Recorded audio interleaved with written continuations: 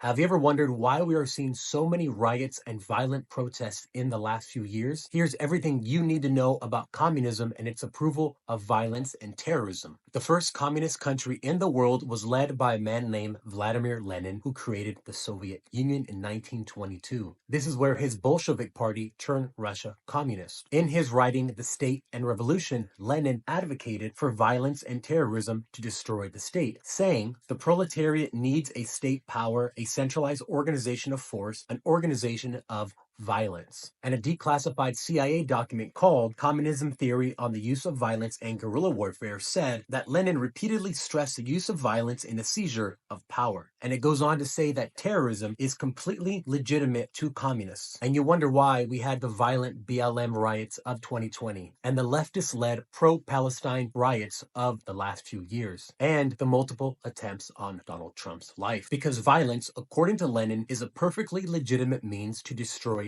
the state. So when you hear people say that communism is peaceful, remind yourselves of the writings of the guy who literally created the first communist state. Then you can look at people like Mao Zedong, who was the person who brought communism into China, and the 100 million people that died under his regime. There is nothing peaceful about communism. Its only reason for being is to destroy the state and get rid of all personal property so that we all have nothing. And then and only then do they say that man can truly find who he really is.